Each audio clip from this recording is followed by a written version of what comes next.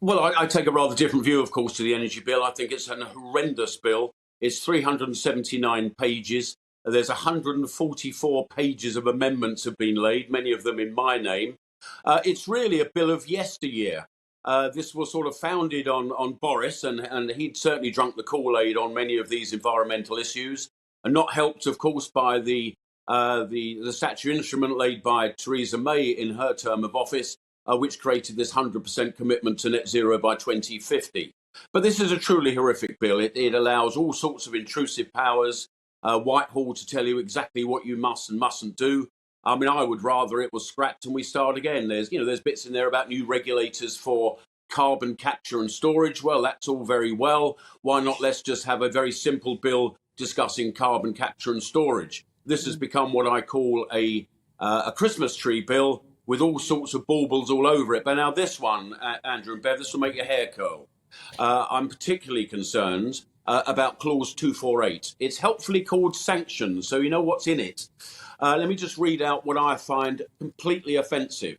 Under section 2, there are civil penalties up to £15,000 for not doing the right thing on net zero. But this is even worse. In subsection 3, energy performance regulations, not yet written. These will be statutory instruments in the future by ministers of the future. And we know that statutory instruments don't always get the proper attention, not like being on the floor of the House of Commons. But energy performance regulations may provide for criminal offences with imprisonment for up to 12 months. What? Now, I'm appealing to the Speaker to allow my amendment to actually take this out of the bill. Now, let me give you an example. I don't know about you, but I rather like Shawshank Redemption, a great film. It's in my top 10 list. Just imagine the old lags of the future, and they're discussing around the dinner table. Well, what are you in for? Oh, well, I did a benefit fraud of 50 grand, got 8 months. Well, what about you? Oh, dangerous driving, caused serious injury, I got 6 months. Well, what about you? Oh, well, I lost my business, home's gone, family's disappeared, I had to put 20 people out of work, all because I didn't have the energy performance certificate required, and I got 12 months. I mean, I'm a conservative for freedom, not to put people in prison for not adhering to this new net zero religion. This is a horrific bill. It should be scrapped.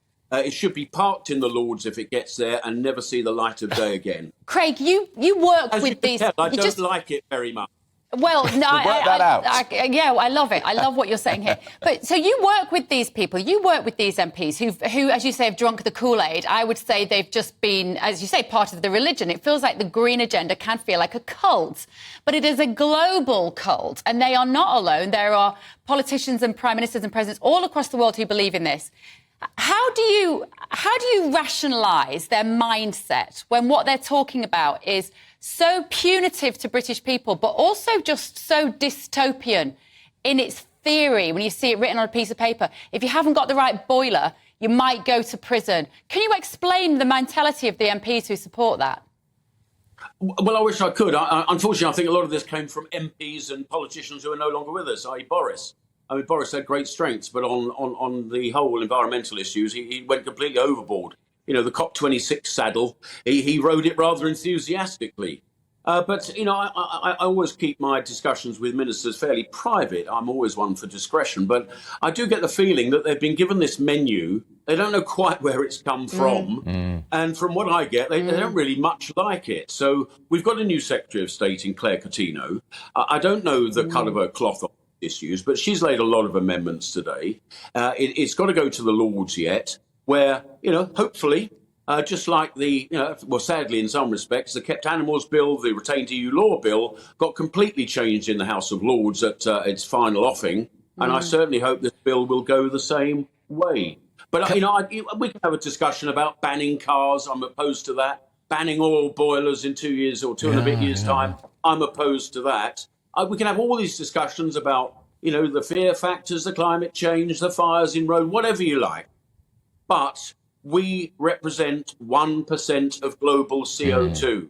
You've got developing nations around the world are going hell for leather for cheap energy to get industrial growth and to bring their populations out of poverty. But we are going the opposite way. And this energy bill, with new heat areas, which would allow the regulators to come into your home for any purpose. There is some very serious, nasty language in this bill, and I want it stripped out, and hopefully this bill parked, and we can think about this again rather more rationally in terms of costs, outcomes, practicality, what it means to the UK economy, because sadly this energy bill does not do it.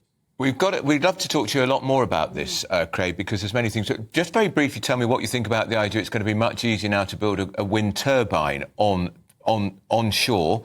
But also we've got to ask you about these devastating headlines on just about every front page. Concrete crisis on the front of the Telegraph. Tories have put sticking plaster on risky concrete, the Times. My own paper, the Daily Mail, one of the more loyal papers, says it's all about what it's just calling a shambles. It's a shambles. This government is in complete chaos, isn't it? Well, I think it's been very unlucky with the RAC issue. This could have landed on anyone's lap, either the previous government, this government, or the next government. Yeah, but they have had quite a few warnings, Craig. Well, we have. I mean, what I cannot understand is how on earth any building reg, any assessor, when these buildings were put up 30, 40, 50 years ago, could have thought that this compound, with a known short longevity of 30, 40, 50 years, could ever have been used. Now, I understand, Andrew, and this is quite interesting. I'd like to know where this debate is going in Germany, because their post-war rebuild is full of this stuff, even more than we've got. But one thing I'm a little bit, sorry,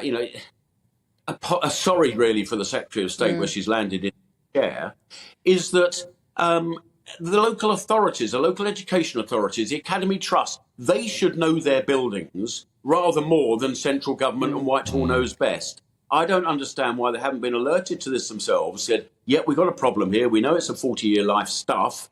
We've got problems. We'll put the grant application into the Department for Education for a rebuild. That bit of the puzzle doesn't seem to be done. But you're quite right, Andrew. This country yields up liabilities every day of the week.